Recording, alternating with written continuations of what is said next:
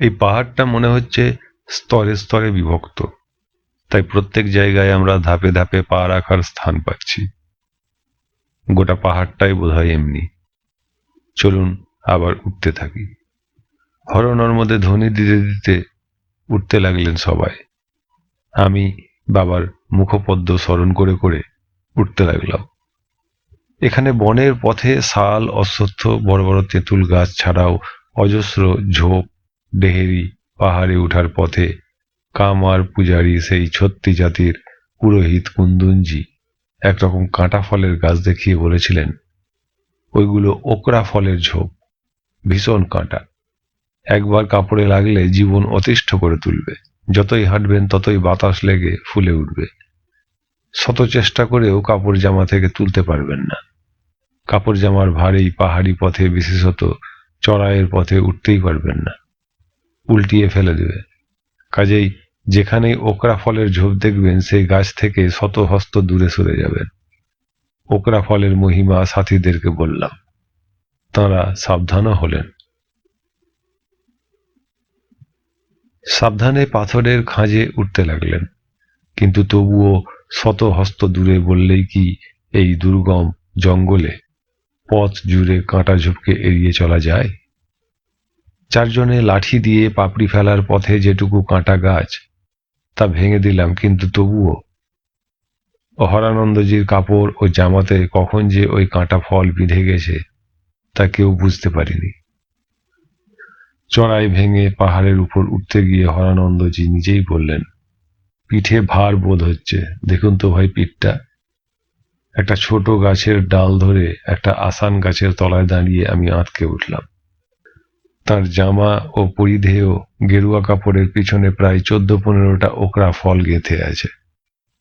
একটা আসান গাছের তলায় দাঁড়িয়ে তাড়াতাড়ি কাপড় ও জামাটা খুলে ঝুলির মধ্যে পুরে নিতে বললাম। তিনি চটপট ঝোলা থেকে একটা গেরুয়া কাপড় ও জামা বের করে তা পরে ফেললেন। আমরা কেবল উঠছি তো উঠছি, আশেপাশে চেয়ে দেখছি পাঁচজন বট, আসান, অজস্র শিমুল আর মহানিমের মোটা মোটা সুউচ্চ গাছ। আমাদের নিচের স্তরে হাতির বৃংহন শুনে নিচের দিকে তাকিয়ে দেখি প্রায় 150-200 ফুট নিচের স্তরে গাছপালা ভেঙে জঙ্গলকে বিধ্বস্ত করে একদল বুনো হাতি গর্জন করতে করতে ছুটে চলেছে। যে আসান গাছের তলায় দাঁড়িয়ে ওকরা ফলের কণ্টকবিদ্ধ কাপড় জামা হরানন্দজি খুলে ফেলে ঝোলাতে গুঁজে রেখেছিলেন, আমরা নিচের দিকে তাকিয়ে দেখলাম সেই আসান গাছ এবং তার সংলগ্ন গাছগুলোকে সমূলে উৎপাটিত করে ফেলল। তাদের বড় বড় দাঁত এবং দুর্বার শক্তির পরিচয় পেয়ে স্তম্ভিত হলাম। হাতি যে কি দুর্বার শক্তি ধারণ করে তা যাদের সার্কাস বা সংরক্ষিত পশুশালার হস্তি দর্শন পর্যন্ত দৌড়, তারা কল্পনাও করতে পারবে না। বুনো হাতি স্বস্থানে অর্থাৎ বনের মধ্যে বিশেষত মত্ত অবস্থায় দল বেঁধে থাকে। তাদের সামনে প্রকাণ্ড বাঘও এগোতে চায় না। বাষ্পরুদ্ধ কণ্ঠে হর নর্মদে বলতে বলতে হরানন্দজি ঝরঝর করে কেঁদে ফেললেন। বললেন, কিছুক্ষণ আগে হলে আমাদের পঞ্চত্ব প্রাপ্তি অনিবার্য ছিল। বেলা 11:30টার সময় প্রায় 2000 ফুট উঁচু এই পাহাড়ের মাথায় উঠে গেলাম। পাহাড় থেকে নিচে দূরের দিকে দৃষ্টি দিতেই আমরা দেখতে পেলাম, সবাই বুঝতে পারলাম না, মা নর্মদা বয়ে চলেছেন। আমরা সেখান হতে যুক্ত করে মায়ের উদ্দেশ্যে প্রণাম নিবেদন করলাম। জয় মা নর্মদা, জয় মা নর্মদা। পাহাড়ের শীর্ষদেশ হতে বুঝতে পারলাম নর্মদার সমান্তরালে পরপর আরও প্রায় 2টো ছোট ছোট পাহাড় আছে, ঘন জঙ্গলে আবৃত, বড়জোর 1000 বা 1200-1400 ফুট উঁচু হবে। আমরা সর্বোচ্চ এই পাহাড়টার শীর্ষদেশে পৌঁছে এইমাত্র মা নর্মদার প্রত্যক্ষ কৃপার পরিচয় পেলাম। তাতে হর্ষোৎফুল্ল অন্তরে আমরা চলার গতি বাড়িয়ে ফেললাম। আপনা হতেই যেন চলার গতি বেড়ে গেল। মা নর্মদা আছেন, ভয় কি। গতকাল রাত্রে মহর্ষি সোমানন্দ নিজের মুখেই আশ্বাস বাক্য শুনিয়ে গেছেন, আমরা যেখানেই থাকি তাঁর দৃষ্টিপথেই থাকব, তা না হলে অল্পের জন্য হাতির মুখ থেকে বাঁচলাম কি করে। আর একটু দেরি হলেই তো বুনো হাতির পদতলে চিনে চ্যাপ্টা হয়ে যেতাম। ছোট বড় পাহাড় ডিঙিয়ে দ্রুত তালে হাঁটছি আমরা। এক জায়গায় এই মালভূমিতে দেখলাম একটা বড় পাথর বেরিয়ে আছে পাহাড়ের গায়ে। ঝর্ণার উদ্গম হয়েছে একটুখানি উপরে, প্রায় 10 ফুট উঁচুতে। সেই ঝর্ণার জল পড়ে পাহাড়ের উপর গর্ত হয়েছে। প্রায় শতখানিক ফুট এগিয়ে গিয়ে দেখলাম পাহাড়ে ধস নেমেছে, ভয়ঙ্কর বিপজ্জনক ধস। পাথরের ডেলা হাজার হাজার টন। হাজার টন বালি কেন, লক্ষ লক্ষ টন বললেও অত্যুক্তি হবে না। মালভূমির গা বেয়ে বোধহয় পাহাড়ের তলদেশে পর্যন্ত নেমে গেছে চুনো চুনো পাথরের স্তূপ। কোনো বন্য জন্তুর তাড়া খেয়ে কেউ যদি ওই জায়গায় পা দেয় তাহলে আর রক্ষা নাই। সে সঙ্গে সঙ্গে গড়িয়ে পড়বে নিচে। হুড়হুড় করে পাথরের গুঁড়ো আর ছোট বড় পাথরের ডেলা তাকে চাপা দিয়ে যে কোনো অতলে গড়িয়ে নিয়ে যাবে, তার হদিস কেউ পাবে না। দেখেই আমার বুক ঢিপ ঢিপ করতে লাগলো। ধসের মুখে আবার একটা বড় লতা পাতার ঝোপ। সাক্ষাৎ মৃত্যু যেন এখানে সর্বগ্রাসী হাঁ বিস্তার করে ওত পেতে বসে আছে।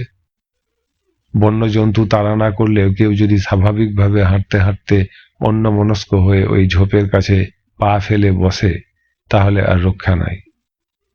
রঞ্জন কৌতূহল বসে ঝোপের গোড়ায় তার লাঠির ডগা দিয়ে খোঁচা লাগাতেই হুড় হুড় গড় গড় শব্দে গড়িয়ে পড়তে লাগলো পাথর। প্রেমানন্দ রঞ্জনের হাত ধরে সজোরে টেনে নিয়ে গেলেন পিছনে। আমরা দ্রুত পিছিয়ে গেলাম। আমরা তিনজন মিলে যৎপরণাস্তি ভৎসনা ঘুরলাম রঞ্জনকে। তখনও চুনো ছোট ছোট পাথর গড়িয়ে যাওয়ার শব্দ শোনা যাচ্ছে। একতাল পাথর গড়িয়ে গিয়ে নিচের স্তরকে যখন ধাক্কা দিচ্ছে, তখন সেগুলোও ধাক্কা খেয়ে গড়াচ্ছে। উপরের কুচো পাথরের স্তরের ধাক্কায় গতিবেগ বেড়ে যাওয়ায় নিচের পাথরের স্তূপ গড়িয়ে যাচ্ছে আরও বেগে। পতনশীল পাথরকুচির হুড় হুড় দুর্দার শব্দ যেন কিছুতেই থামতে চায় না। রঞ্জন বেচারার মুখ শুকিয়ে গেছে তার স্বেচ্ছাকৃত এই ছেলে মানুষী কাণ্ডের জন্য। আমতা আমতা করে বলল, হাতি, হরিণ, বাঘ, কত যে হাজার হাজার বন্য জন্তু এখানে পড়ে পড়ে মারা পড়ছে তার ইয়ত্তা নাই। গভর্নমেন্টের বন্য জন্তু সংরক্ষণ বিভাগ থেকে এই স্থানটাকে ঘিরে রাখা উচিত ছিল। সাধারণ লোকের প্রাণ রক্ষার জন্য অন্তত কিছু একটা করা উচিত ছিল। অহরানন্দজি রঞ্জনের চিবুক ধরে নাড়া দিতে দিতে বললেন, হক কথা বলছেন শ্রীমানজি। এই দুর্ভেদ্য জঙ্গলে আপনি অ্যাডমিনিস্ট্রেশন খুঁজছেন। এখানে হাঁটতে হাঁটতে কটা মানুষের দর্শন পেয়েছেন মহাপ্রভু? চারপাশে যতদূর দৃষ্টি যায় জঙ্গল আর বন্যজন্তু ছাড়া মানুষজনকে কি কোথাও দেখা যাচ্ছে যে তারা একজোট হয়ে এসে দাবি তুলবে? আমাদের দাবি মানতে হবে, নয়তো গদি ছাড়তে হবে। এখনো আপনি একেবারেই ছেলে মানুষ, খোকন সোনা। আপনি এতকাল বনে পাহাড়ে ঘুরেও কি জানেন না যে বন্যজন্তুরা বনের নারী নক্ষত্র কোথায় কি বিপদ আছে তা আপনার আমার চেয়ে বেশি জানে? এখন এগিয়ে চলুন। পাহাড় হতে নর্মদা তীরে নেমে কোনো পথ পাই কিনা দেখি। আমরা প্রায় শতখানিক পথ হেঁটে একটা পাকদণ্ডী দেখতে পেলাম বাঁদিকে। পাহাড়ের শীর্ষদেশ থেকে ঠিক যেন টানেলের মতো নেমে গেছে নিচের দিকে। আমি বাবাকে স্মরণ করে সাথীদেরকে বললাম, মা নর্মদাকে স্মরণ করে এই পথে নেমে যাই, চলুন। মধ্যাহ্ন হতে যায়। এই পাকদণ্ডী আমাদেরকে কোথায় নিয়ে পৌঁছাবে তা আমার জানা নাই। এ পথে কখনো আসিনি। আপনাদের মতো আমারও এ পথ অজানা। আপনারা যে যার ইষ্টদেবকে স্মরণ করে তাঁর আশীর্বাদ প্রার্থনা করুন। এই বলে চুপ করে দাঁড়িয়ে পড়লাম। মিনিট দুই পরে তাঁরা বললেন, যা করেন মা নর্মদা, এই পথেই নামা যাক। এই বলে হরানন্দজি সর্বপ্রথম হর নর্মদে ধ্বনি তুলে সেই পাকদণ্ডীর পথে পা বাড়ালেন। পিছনে পিছনে আমরাও চললাম। লাঠি ঠুকে ঠুকে সাবধানে পা ফেলে ফেলে আমরা পাকদণ্ডীর পথে নামতে লাগলাম। পথ এমন ঢালু যে এক পা এগোলেই চার পা টেনে নিচ্ছে, কেউ যেন ঠেলে দিচ্ছে পিছন থেকে। চলার দিকে লক্ষ্য রেখে টাল সামলাতেই ব্যতিব্যস্ত লাঠি ঠুকে ঠুকে লাঠির উপর সম্পূর্ণ ভর দিয়ে ক্রমে নিম্ন পাহাড়ি ঢালের পথে নামতে মন না দিলেও স্বাভাবিকভাবে কম্প্রিটান লতা, বন্য কন্দ, বন্য অশ্বগন্ধা এবং আরও কত কি যে গাছপালা চোখে পড়ল তার বর্ণনা দেওয়া যায় না। এই ঢালু পাকদণ্ডীর পথে অন্তত 7-8টা জায়গায় পাহাড়ের গা চুইয়ে জল জমে আছে, তাও দেখলাম। হরনর্মদের ধ্বনি দিতে থাকলাম ঘণ্টাখানিক ধরে হেঁটে। যখন উপত্যকায় এসে পৌঁছালাম, অবারিত প্রস্তরময় উপত্যকা এবং নর্মদাকে দেখে প্রাণ জুড়ালো। আমরা বুঝলাম যে পেঁটরাতে এসে পৌঁছে গেছি। 3টি পাহাড়ি মেয়ে এবং 2টি পাহাড়ি লোককে নর্মদার ঘাটে দেখতে পেয়ে হরানন্দজি ছুটে গেলেন তাদের কাছে। মিনিট 3 পরে হাঁপাতে হাঁপাতে এসে বললেন, ওরাও আমার ভাষা বোঝে না, আমিও বুঝি না, তবুও তাদের কথা থেকে যা বুঝলাম যে এখান থেকে মাইল 4 হেঁটে গেলেই আমরা দমখেরাতে পৌঁছে যাব। ওরা ভিল, দূরে বা কাছে কোথাও না কোথাও ভিলদের গ্রাম আছে। ঘাটটা ভালো, ওরা ঘাটে থাকতে থাকতেই ওখানে আমাদের স্নান করে নেওয়া ভালো। যত তাড়াতাড়ি স্নান করে নিয়েই আমাদের চলে যাওয়া ভালো, যাতে ভিল তো নিষ্ঠুর লুটেরা। মহল্লায় পৌঁছে খবর দিবার আগেই আমরা চম্পট দিতে পারলে বেঁচে যায়। তাছাড়া এখানে থাকবই বা কোথায় এই প্রচন্ড শীতে? চলুন চলুন, ঘাটে চলুন। তিনি এমনভাবে তাড়া লাগাতে লাগলেন যে আমরা শশব্যস্তে ঘাটে নেমে স্নান ও সংক্ষেপে তর্পণ সেরে নিতে বাধ্য হলাম। স্নান সেরে নিয়েই আমরা হাঁটতে লাগলাম দ্রুত তালে। নর্মদার তটে সারি সারি পাহাড়। ঘাটে স্নানরত ভিলদের কাছে মারাত্মক অস্ত্র কামটা ও তীরধনুক দেখেছিলাম। আমাদেরকে কতকটা সান্ত্বনা ও আশ্বাস দিবার জন্যই তারা বলেছিল, পার্শ্ববর্তী পাহাড়ে বহুত শের আর বহুত ভাল্লু আছে। উত্তর তটের দিকে হাত বাড়াতে তারা বলেছিল, হপে হপে হাপেশ্বর। আমরা ঘন জঙ্গলের মধ্যে দিয়ে পাহাড়ের গা দিয়ে হাঁটতে হাঁটতে হাপেশ্বরের গল্প করতে লাগলাম।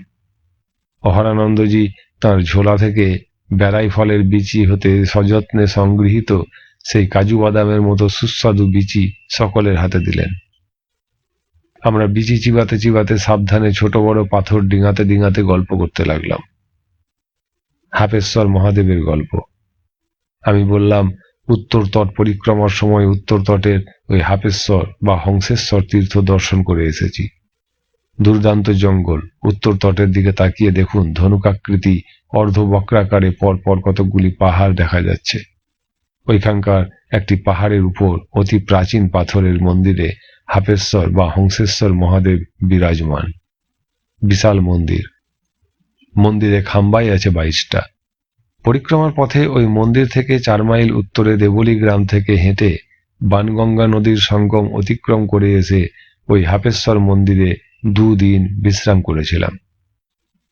মন্দির থেকে মাইল খানেকের মধ্যে পরপর 2টি পাহাড়ি গ্রাম আছে। তাদের একটির নাম সাকরজা আর একটির নাম অঞ্জনবার। হাপেশ্বর মন্দিরে থাকাকালে আমরা ওই 2টি পাহাড়ি গ্রামে ভিক্ষা করতে যেতাম। ওই হাপেশ্বর মহাদেবের ক্ষেত্র বরুণের তপস্যা স্থল। শাল, মহানিম, পাঞ্জেন, বটগাছ এবং ঝোপঝাড় এই জঙ্গলে বেশি। পথ মোটেই ভালো নয়। পাহাড়ের গায়ে রাস্তা বলে কত শত যে ছোট বড় পাথরের চাই পড়ে আছে তার ইয়ত্তা নাই। লাঠির উপর ভর দিয়ে কোথাও বা পাথরের চাইগুলো ডিঙিয়ে ডিঙিয়ে যেতে বড় কষ্ট হচ্ছে। যে পরপর 2টো পাহাড়ের গা দিয়ে যাচ্ছি, সেই 2টো পাহাড়ই 1200-1400 ফুটের বেশি উঁচু নয়। পথের মধ্যে পরপর 3টা ঝোপ দেখে হরানন্দজি বললেন, আর 70-80 ফুট চড়াই ভেঙে উপরে উঠে গেলেই তো আমরা পাহাড়ের চূড়ায় উঠে যেতে পারি। দেখলে হতো, পাহাড়ের উপর মালভূমির রাস্তা হয়তো অপেক্ষাকৃত ভালো হতে পারে। এই ঝোপের পাশ দিয়ে যেতে আমার ভয় করে। আবার যদি কাপড় জামায় লাগে তো যন্ত্রণার অ্যাক্সেস হবে। আমি বললাম, আর পাহাড়ের চূড়ায় উঠে বিক্রম দেখিয়ে লাভ নেই মশাই, 3:30 বেজে গেছে। 4:30 বাজতে না বাজতেই পাহাড়ের জঙ্গলের সন্ধ্যা নেমে আসবে, তখন দুর্দশার অ্যাক্সেস হবে। ওই ঝোপগুলোর মধ্যে আমি ভালোভাবেই লক্ষ্য করেছি, ঝোপঝাড়ের মধ্যে ওকরা ফলের গাছ নাই। সকলে মিলে দুপাশে লাঠি ঝাপটাতে ঝাপটাতে কোনো মতে পথটুকু পেরিয়ে যাই চলুন। এই পথ ছোট বড় পাথরে সমাকীর্ণ হলেও এই পথে মানুষের চলাচল আছে বলে মনে হচ্ছে, কারণ অনেক জায়গায় পাথরের গড়াগড়ি দেখে মনে হচ্ছে চলার পথ একটু পরিষ্কার করার জন্যই ওই পথের পাথরগুলো যেন কেউ সরিয়েছে। আমি যে ওই উত্তর তটের হাপেশ্বরকে বরুণের তপস্যা স্থল বলে বললাম, ওই বরুণ সম্বন্ধে কিছু গল্প বলি শুনুন। গল্প শুনতে শুনতে পথ চললে পথ চলার কষ্ট কিছুটা লাঘব হবে। ঝোপে লাঠির আঘাত আছড়াতে আছড়াতে রঞ্জন বলল, বরুণ যে জলের দেবতা সে আমরা সবাই জানি, তার মধ্যে আবার নূতন কি বিশেষত্ব থাকতে পারে? বললাম, বরুণ জলের দেবতা বলে প্রসিদ্ধ হলেও তিনি 10 দিকপালের অন্যতম একজন দিকপাল। সূর্য তার একটা নেত্র, সুবর্ণময় তার রথ ও প্রাসাদ, তার বহু অনুচর। ইনি বারুণী নামে সুরা পান করেন। এই সুরা সমুদ্র মন্থন হতে উত্থিত হয়েছিল। বেদে বরুণ সহস্র লোচন নামে বন্দিত হয়েছেন। বেদে বহুস্থলে মিত্রা বরুণ নামে পূজিত হন। মিত্র হলেন আলোকের দেবতা। বরুণ শব্দের অর্থ আবরণ বা আবৃত করা। আবরণকারী আকাশকে আর্য ঋষিরা বরুণ নামে পূজা করতেন। ঋগ্বেদের প্রথম মণ্ডলের 25তম সূক্তে অজিরগতের পুত্র সুনস্যেপ ঋষির দৃষ্ট 21টি মন্ত্র আছে। তার 2টি মন্ত্রে বরুণ কিভাবে স্তুত হয়েছেন শুনুন। ইবং মে বরুণ শ্রুধি হব মদ্দা চ মৃলয় তাম বসুরা চকে। হে অরুণ, আমার এই আবাহন বাক্য শ্রবণ করো। আজ আমাদেরকে সুখী করো। তোমার কাছে রক্ষণাবেক্ষণ প্রার্থী হয়ে আজ আমরা তোমাকে ডাকছি। তং বিশ্বস্য মেধির দিবশ্চ মঙ্গমশ্চ বাজসী স যামনি প্রতিশ্রুধি।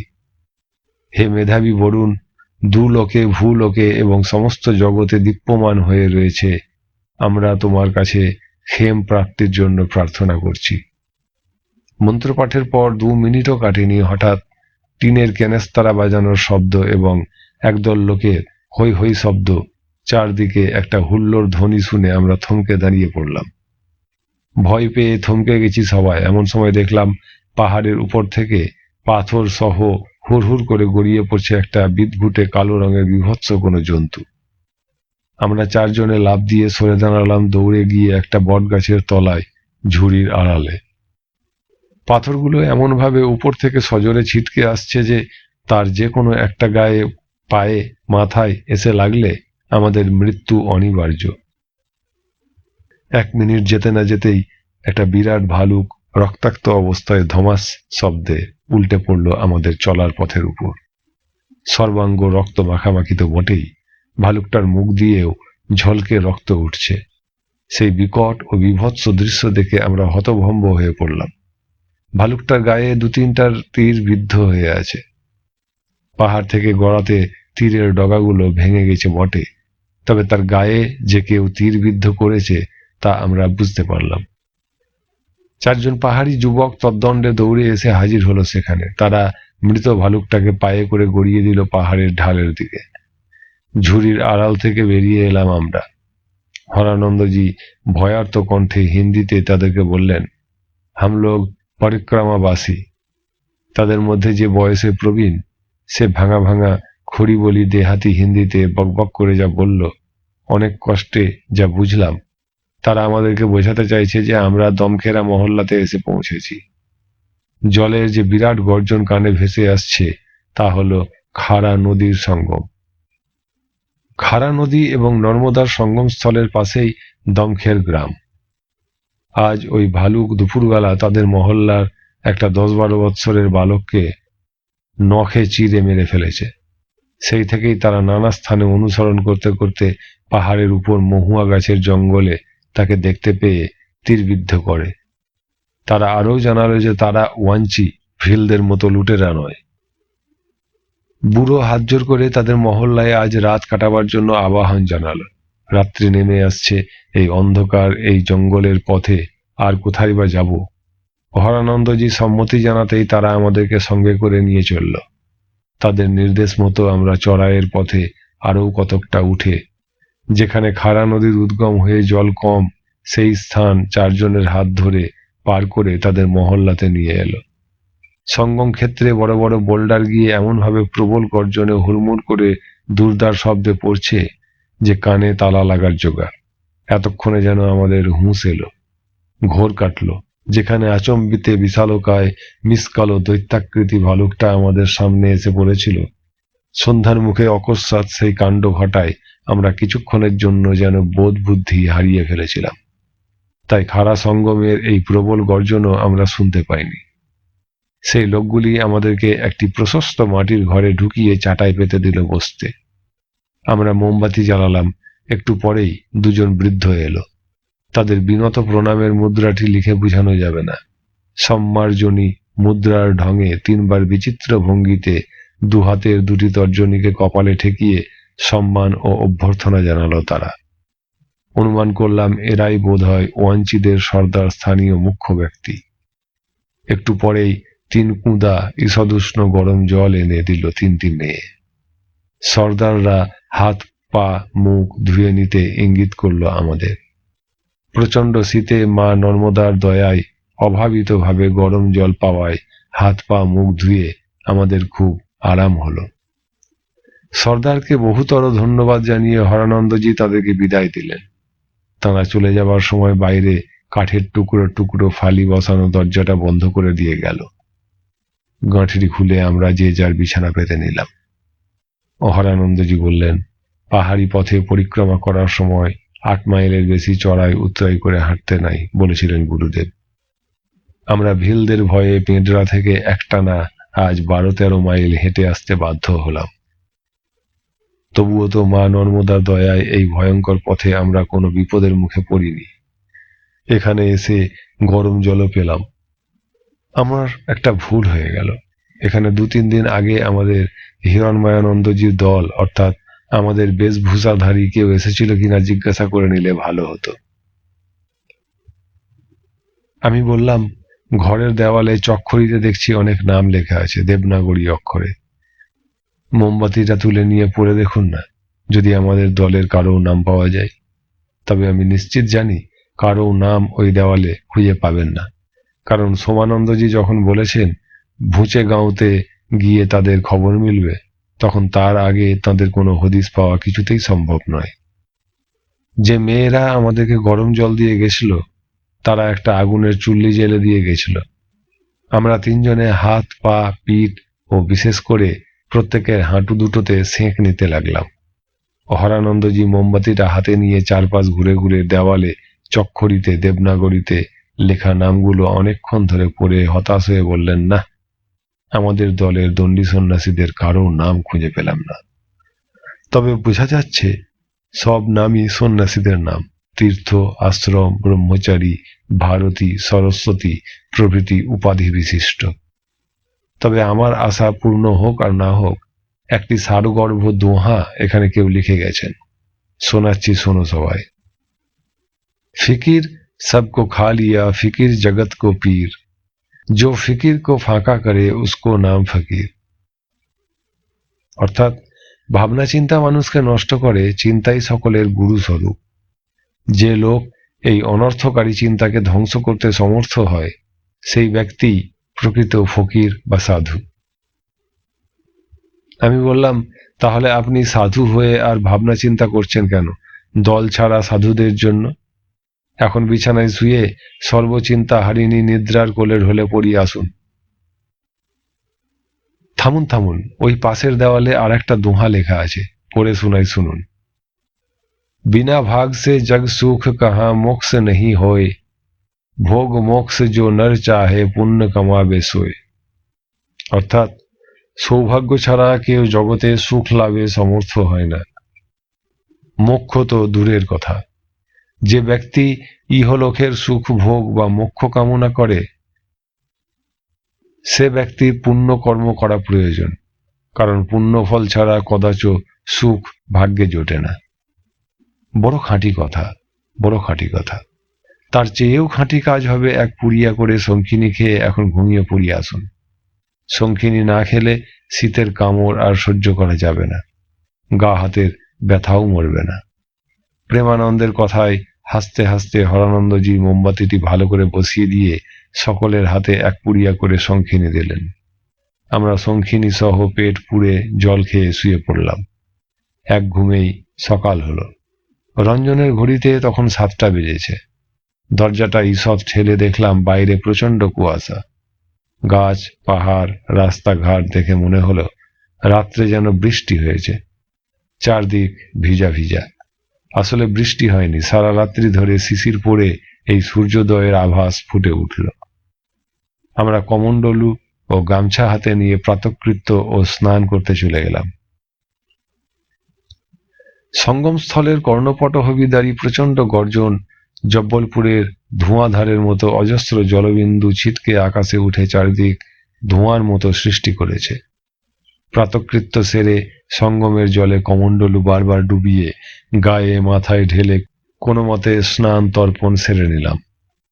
পাহাড়ের উপর দিয়ে তখন সূর্যের আলো সমগ্র মালভূমি এবং উপত্যকা অঞ্চলকে উদ্ভাসিত করে তুলেছে। আমরা আমাদের আশ্রয়স্থলে এসে জামাকাপড় চড়িয়ে ঝোলা গাঁঠরি বেঁধে ফেলেছি। এমন সময় কয়েকজন তরুণ ও বৃদ্ধ একটা বড় চেঙ্গারিতে কতগুলো কচি বাঁশের কোঁড়া এবং বড় বড় ডাবের মতো গোটা চারেক বেল নিয়ে এসে উপস্থিত হলেন। এসেই কালকের মতো তাদের বিশিষ্ট পদ্ধতিতে দণ্ডবৎ জানিয়ে তাদের আনা চেঙ্গারির দ্রব্য গ্রহণ করতে অনুরোধ করলেন। তাদের মধ্যে একজন তরুণ এগিয়ে এসে পরিষ্কার হিন্দিতে বললেন যে এই দমখেরাতে 1100 ওয়াঞ্চি বাস করে। তিনি এখানের স্কুলের হেডমাস্টার। এটা তাদের পঞ্চায়েত গৃহ। বিচার পঞ্চায়েতও হয়। আবার পরিক্রমাবাসী মহাত্মারা এই পথে এসে পড়লে তাঁদেরকে এখানে থাকতেও দেওয়া হয়। আগে আপনারা ঘরের মধ্যে ঢুকে কিছু খেয়ে ফেলুন, খেয়ে বেরিয়ে এলে পথের হদিশ দিব। এমনকি আমাদের 4 জন সঙ্গে গিয়ে পাহাড়ি পথে কতকটা এগিয়েও দিয়ে আসব। গতকাল সারা পথ কেবল বেড়াই গাছের ফল চিবিয়ে কেটেছে, সবাই ক্ষুধার্ত। কাজেই আমরা দ্বিরুক্তি না করে ঘরের মধ্যে ঢুকে আগে বাঁশের কোঁড়া চিবাতে বসলাম। রঞ্জন বলল, এই জিনিস কখনো খাইনি, পেটে গিয়ে কোনো বিষক্রিয়া করবে না তো? আমি বললাম, আমি গাঁয়ের ছেলে, গ্রামের সাঁওতাল ডোমদের ছেলেপুলেকেও এই কোঁড় চিবিয়ে খেতে দেখেছি। বাঁশ বনে যখন কচি বাঁশ জন্মায় তখন তার গোড়া খুললেই সাদা মতো এই রকম শাঁস বেরোয়। বুনো লোকেরা তো তা খায়। এই দুর্গম পাহাড়ে লুচি মন্ডা আর কোথায় পাবে? এই বলেই আমি কোঁড়াতে কামড় লাগালাম। আমার দেখা দেখি সকলেই খেলেন। তারপর বেল খেলাম। এত বড় বেল এর আগে কোথাও দেখিও নি, খাইও নি। খুবই সুস্বাদু। এর একটা বেলেই পেট ভরে যায়। বেল তারা ফাটিয়েই এনেছিল। পরম পরিতৃপ্তি সহকারে ফলাহারের পাট চুকিয়ে দরজা খুলে বাইরে বেরিয়ে এসেই অহরানন্দজি এইবার পথের হদিশ জানতে চাইলেন। তাদের সেই মাস্টার মশাই হিন্দিতে উত্তর দিলেন, यहाँ से करीब 6-7 मील जाने से भूचे गांव में पहुंचेगा। पास में नोक्टा चौकी भी है। मार्ग पहाड़ी और जंगल का है। मार्ग में सादरी मोहल्ला है, उधर हमारा जात बिरादर वांची लोग है। इधर भील का कोई डर नहीं, लेकिन हिंस्र जंतु तो है ही है। वो मोहल्ला पश्चिम खानदेश जिला की आखिरी सीमा है। এই বলে দেওয়ালে একটা রেখা টেনে পথের চেহারা যা দেখালো তা দেখতে আমাদের বাংলা অক্ষরের দয়ের মতো। মাথায় ঝুঁটি বাঁধা, তাতে ময়ূরের পালক গোজা, গায়ে একটা লাল জামা, বগলে একটা কাঁথা গুটিয়ে বাঁধা পুঁটলি নিয়ে কাঁধে তীর ধনুক এক ভীমকান্তি যুবককে দেখিয়ে তাদের সর্দার তাদের ভাষায় আমাদেরকে বুঝিয়ে দিল যে এই যুবক আমাদেরকে পথ দেখিয়ে নিয়ে যাবে ভুঁচেগাঁও। সেখানেই তার কুটুম বাড়ি। তার 2-1 দিনের মধ্যেই সেই কুটুম বাড়ি যাওয়ার কথা ছিল।